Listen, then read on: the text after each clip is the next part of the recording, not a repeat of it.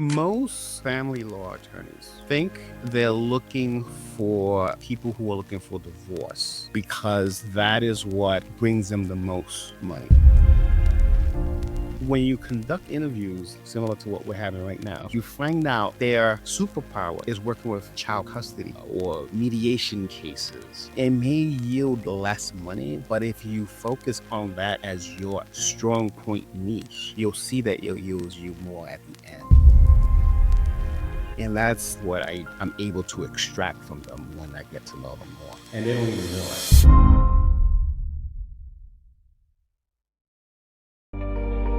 This podcast is brought to you by Penji. Penji is a creative subscription service that gives you access to pre-vetted, agency-trained creatives from all over the world. From graphic design to illustrations to social media management and web development, it's all included for one monthly price. It's time to say goodbye to the hassle of searching for top-notch creative talent. With Penji, you get quality and consistency delivered right to your inbox every day, carefully crafted for you by humans. So meet your new creative team today. Head over to penji.co for more and enter the coupon code located within the podcast show notes.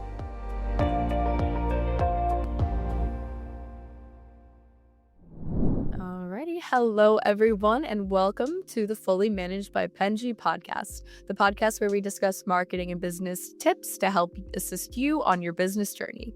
I'm your host, Shannon, Penji's partnership coordinator, and I'm joined here today with a very special guest, Frank Demming from Local Business Marketing Solutions.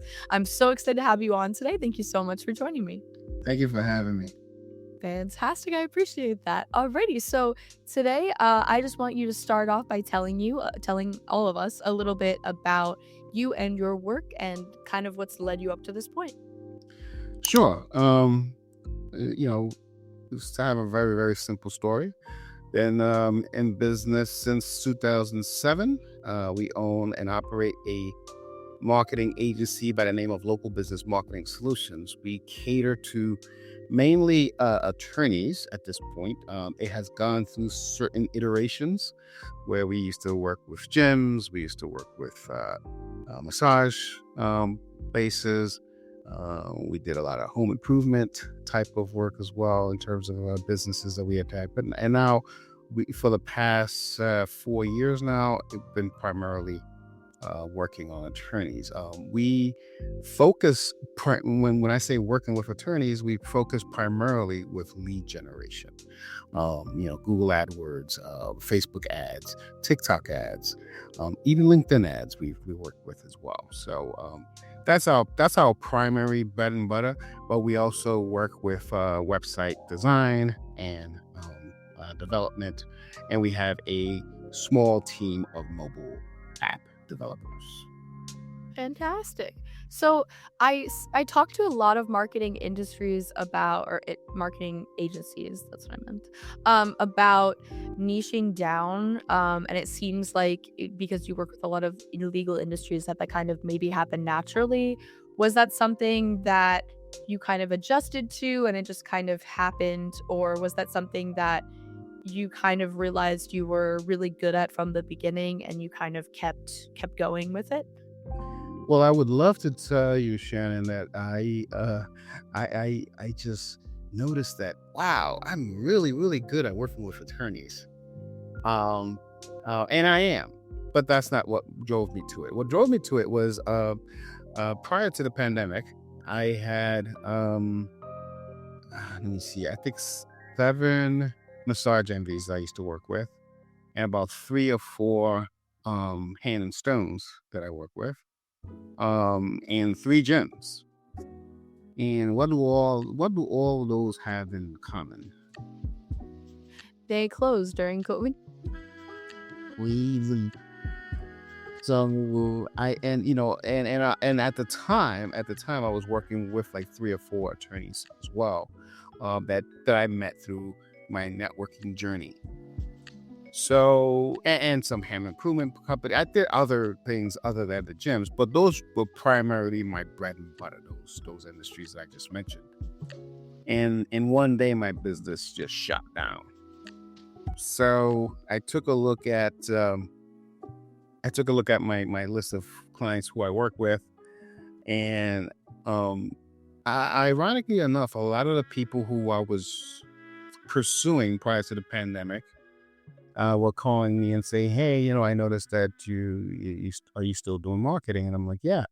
And they were the ones who were calling were attorneys. So I decided to switch up and only market to attorneys. Now I only market to attorneys. However, if I get referred, even if you're not an attorney, like for instance, I just took on a waterproofing company not too long ago and a window installation company not too long ago. But that was referrals. But if they look at my website, it just says attorneys. So that is the short answer to your question there. That's kind of great. I think it's a nice to have a natural occurrence of kind of getting your niche, even if it's something that comes from strife. That's a really great adjustment, though. I think a lot of people are kind of looking for those industries that are COVID proof or disaster proof, for lack of better phrasing. I know that lawyers will always be here. There will always be people to sue. There will always be people to defend. So even during COVID, if anything, there might be more of a need for them during COVID. I'm sure there was a lot of legal battles during that time. But that makes a lot of sense. And even though I'm sorry that happened, but it's really nice to know that now you can kind of feel more comfortable. Yeah. Being able to move forward with that, because these will always be industries that will exist. Yeah, I mean, it was a scary moment for the time being, as you can imagine. But yeah, just having faith and really drilling down as to who you work with besides the ones who were working with you at the time. Maybe I think even a better person to work with, better marketer, if you will, for my clients, because things were different. Even for attorneys, things were totally different during the pandemic than they are now. So it helped me evolve as a marketer, as a business owner, and it helped me with the help of my team. Trust me, it was my team who really, really helped me drill down and figure out how we can get more attorneys to work with us, and what can we offer, what's the difference between us and the competitors. We did a deep dive on competitors, and that was not an easy thing. It sounded easy, that's why I said a very short story of your answer, but it was not easy, but we went through it. Is there any advice that you'd give to someone that, say, this happened to as well? Basically I don't want to say do what we did, but kind of just go through the list of people that you work with the best. And even before anything disastrous happens, go through a list of, okay, I'm really getting great results with these folks. Pay attention to that. Pay attention also to the people you don't do great work with, and see if you can tweak that and turn it around. If that client gives you that opportunity, because some client says, "Peace, I'm done." That's how you could do it. But if you're noticing a trend of a downturn in traffic, and maybe that's not your best thing, try to figure out a way how to make it your best thing, because you never know if that's the niche that you're going to start loving more. I during the pandemic, it was so funny, short story here. I was panicking so much that I was actually, because one of the things we don't do, just so you know, is we don't do any e-commerce stuff. So if there's a client who has a online jewelry store, and I'm bringing that as an example because this literally just happened last month, I have this online jewelry store, I want you guys to market it for me. We don't do online. We're a local business market, hence the name Local Business Solutions. So we do everything for the local business: attorneys, nail salons, med spas, HVAC companies, etc. That's what we do it for. So I also, the advice that I can give someone is, identify who you are. Don't take on everything. That sounds kind of weird, especially since, I just lost like 11 accounts in one day, during the pandemic. 12 accounts actually in one day during the pandemic. I didn't just take on everything. I did a deep dive as to where I was where I was shining, other than the ones that I just lost, and then just focused on that. I think that's really great. I think that's almost similar to niching down, but it's really important to know who you are, because I think a lot of people will take on everything at a detriment to what they do best, and kind of do lackluster work because they're trying to, take in the money. They're worried about, more monetary things than just doing good work for their clients, which I think is something that people need to focus on more in the marketing world sometimes. Yeah. Or all the time, honestly. And also things that you enjoy too, because if you're not enjoying doing work, I really, really enjoy working with attorneys, because they are serious about their business. They're serious about growing their practices, and I like that. When it's something that's like a hobby, it's not fun for me. It just isn't. That's very interesting. I think that, I know that a lot of people would probably, or I guess I don't know about a lot, but I think that a lot of people, to match their boredom or maybe feeling they're stuck in different industries, is to work in many different places. So it's interesting because I think there's a balance between that. Whereas you really like one industry and that's what excites you. Whereas I think there are other people I've spoken to where they get excitement by working in different places. So that's cool. And that's great for scaling. Like if you want to scale your business, then you want to attack different entities.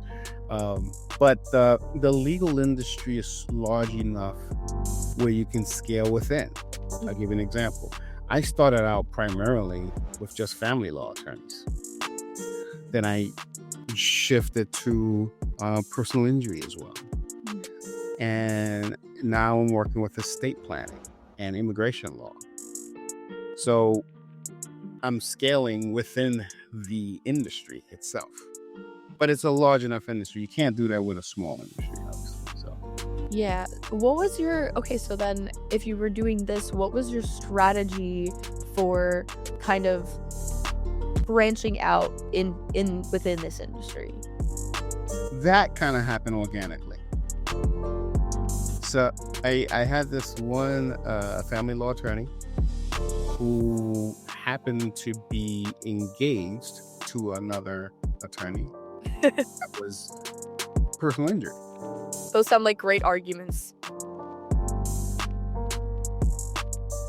And it was kind of interesting. And he said, "Hey," she said, "Hey, my fiance is a personal injury attorney. They want to open up. He wants to open up his own firm. Can you help him?" And I said, "Sure." And we looked into the industry, and there you go. The estate planning, that happened through my LinkedIn marketing. That was just someone seeing me post all kinds of stuff on LinkedIn, and they reached out to me, and now we're clients.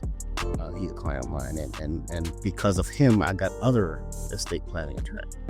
I got an immigration law attorney in Virginia that also saw me on LinkedIn marketing some stuff similar. So that is a long game. It's not something that happened overnight, because I've been posting forever, and it's now that it's trickling in from that standpoint, from that stream of lead generation. So if you have a prospective lead or client interested in your business, what is your proposal process then to have them not only consider you but become a client officially? Usually it's a long process, because I like to find out more about them, because we do more personalized marketing. I don't just, and it's going to sound weird, but just because you're an estate planning attorney or even a personal injury attorney doesn't mean that your story is the same as the others. So I get to know you as an attorney and you as a firm, if it's a larger firm. Most of the people I deal with are small firms, so it's usually one and a partner. So I get to know them, what they're looking for. I try to get as much information out of them as possible in terms of, what their current clientele is, and if they have an established business, I can look in their Google My Business profile and see the type of comments of being made with the reviews. That gives me a gist of it. But then I interview them, get to know them more. That way I can personalize my marketing strategy towards them. I think that's great. Through stuff like social media, through stuff like, even the way I write ads for Google AdWords, write ads for Facebook ads or TikTok, even, and any kind of thing that I can gain an advantage to get to know them better. It's a more personalized approach, which brings them more of the people that they're trying to do business with.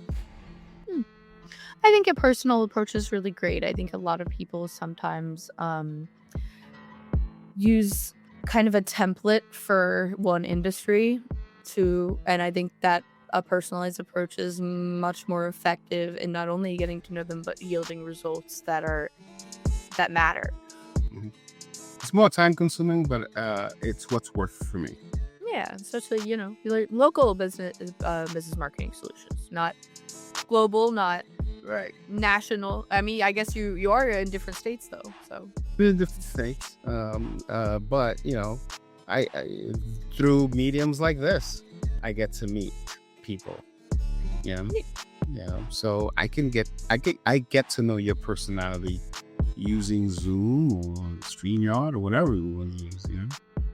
Yeah, I like doing these as well. This is a great way for Penji to make friends, so I love doing this. It's like my favorite part of my job is getting to do the podcast.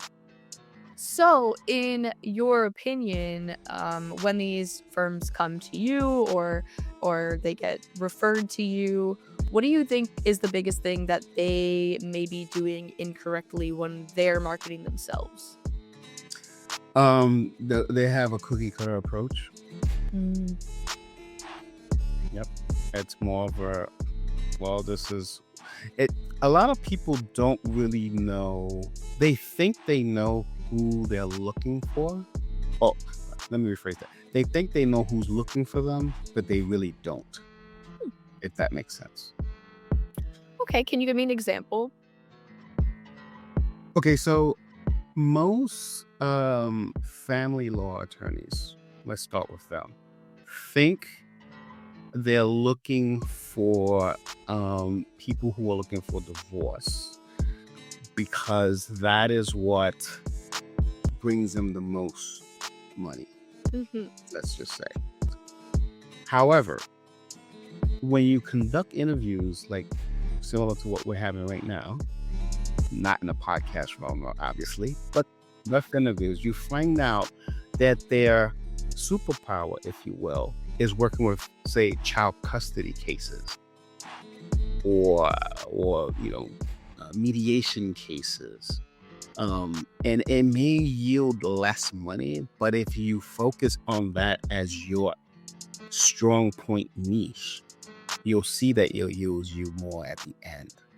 And that is what I'm able to extract from them when I get to know them more. And they don't even realize it.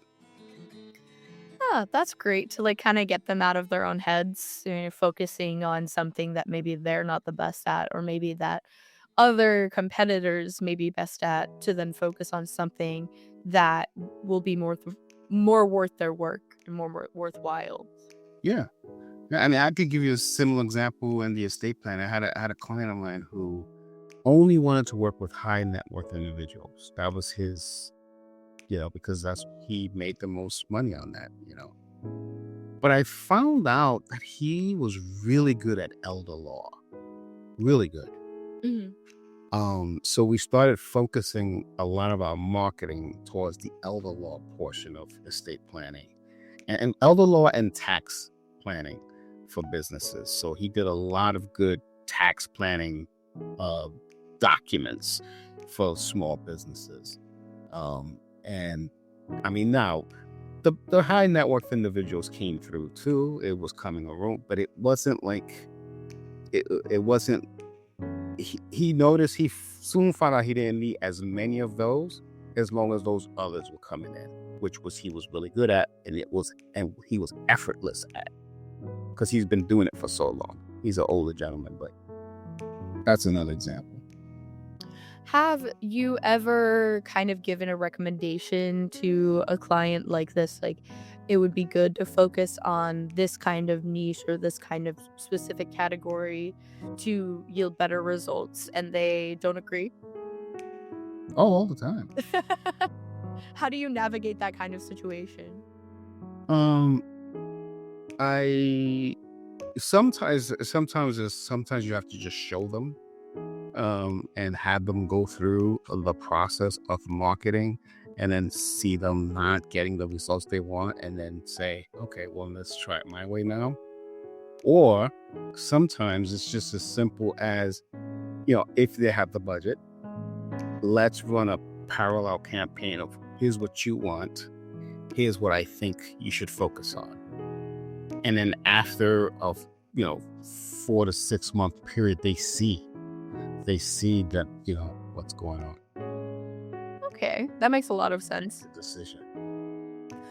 So, what are your tips for kind of communicating with them during this process? Like, how do you make a client feel cared about, but you also kind of divvy up your time correctly between different clients that you have?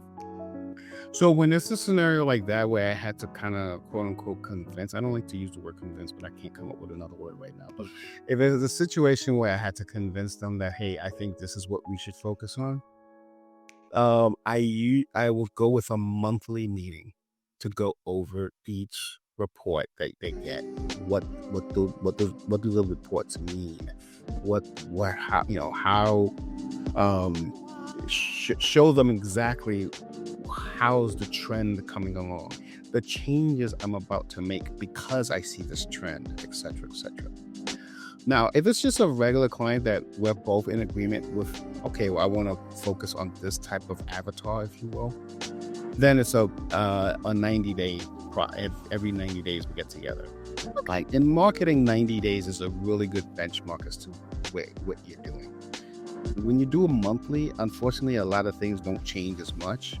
The only reason why I go monthly with the people who are not too easy to convince is because I want to build rapport with them and I want to build trust. So they see each month that what we're talking about is making sense as to why I'm making the decisions. They can't see me do that in every 90 days, and it won't sink in. So that there has to be, at least a 30-day period in between the time of meeting. So that's the reason for my strategy. Kind of reminding them like, hey, this is working, or hey, I'm making this work. Yeah. Okay, that makes sense. Okay, does it ever, not to expose you, but does it ever not work?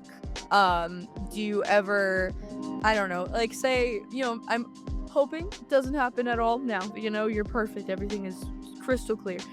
But say way back when, is there ever a situation where you kind of recommend something that doesn't work well? How do you kind of do like damage control after that?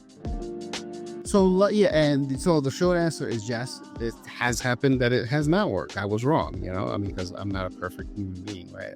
I'd be lying to you if everything that I touched turned to gold. But again, because I'm monitoring it so closely, the damage isn't as that detrimental. So usually by month number 2, I can tell you, yeah, I'm gonna go a different direction. And these are the reasons why. I'm looking at all the indications that this is not gonna work. And so they see that I'm making the decisions with them as to why. Again, it's building rapport, building trust. So they see, okay, he was wrong and he's admitting he was wrong and it wasn't a huge detriment. Okay, so just catching early on is important because then, you can always fix it from then, but you can also prove to your clients that you're watching things closely, that you care about them and the results that you're getting. Yeah. Okay, that sounds incredible. So most important thing, I think a lot of people would agree at least. How do you guarantee that referral? You want to be able to work with the same clients and make them happy, but say, they don't have any more projects and you want them to refer a friend. How do you kind of um ensure that that'll happen? How do I ensure that I'm going to get a referral? Yeah. I use a incentivizing referral method. I mean, that's great. Can't complain. Yeah. So I basically incentivize them. So if you refer me to someone and that person, actually ends up doing business with me, you get a free month. Okay. That's kind of what Penji does. Free month. Yeah, I mean that's fantastic. It's incentivizing the person. Okay, wait. So the free month goes to the person that referred them. Yeah, so for instance, let's say you and I are clients. You are my client, excuse me, and I say, hey Sharon, do you know anyone who needs any marketing help? You say, yeah, I know Jerry. Jerry talks with me. You and I are already doing business. Jerry closes. So I say, hey Sharon, thanks for referring Jerry. He and I are now clients of mine because of that. Please ignore the invoice that's coming for next month because it's now free. Okay, so. But you already knew that was the incentive. Okay, so you kind of. I told you, okay, if Jerry closes, I'm going to give you a free month. Now, our invoices go out automatically, and if you stop it, it becomes this haywire thing, so I don't stop it. I just tell them, ignore the next invoice, because it's on me. Oh, well, that's very kind of you. That's also, I get the incentive though. I mean, a lot of people, I think it's really difficult to, I've talked to people about kind of what's the word for it? Okay, if say people do surveys after their work is done with a client, I think that the most popular thing is people will only review your service or refer someone if it's the best service they've ever had. They've had every good experience. And I think it's really difficult sometimes to get referrals without some kind of incentive. Whether your work is stellar throughout the entire process or not, I think that a lot of people don't want to take the time to be able to do that. So I think an incentive is something that's really important. I don't think it's like the equivalent of a bribe.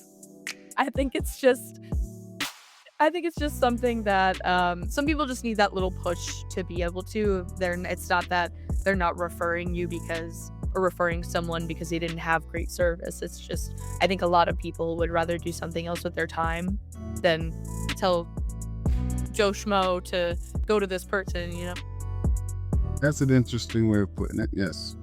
Yeah, it's just, I think it doesn't mean that someone didn't have great service because they don't put in a referral. I think it just means that sometimes people would rather allot their time to different things, like doing other work.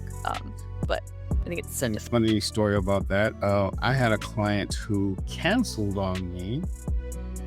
This was back in 2013, I believe, or either 2012 or 2013. A great memory. Yeah, I don't even remember what happened in 2013. This particular client, who was a roofer, he canceled on me because, he just wasn't getting the right amount of people. And I kept saying, well, you have to increase your budget. That's the only way you're going to get the right amount. But he couldn't increase his budget. It was a money crunch for him. And the people who did come, they were tire kickers, and it wasn't a very good experience. So 2018 comes around. I remember this specifically because that was the same year I moved to New Jersey. And 2018 comes around and I get a call from that same guy. I'm thinking he's calling me because he wanted to start marketing again. He found some more money and he wants to. No, he was referring me some guy that needed marketing. So even if you don't help someone, they still refer you. And that client is now still a client of mine today, 2024. That's a testament to good work. Yeah. 10 years later, almost. That's incredible. Or more than 10 years later. No. The client that he referred, that was in 2018. Oh, I misheard. That's still incredible. But it was it was 5 years after he and I parted ways.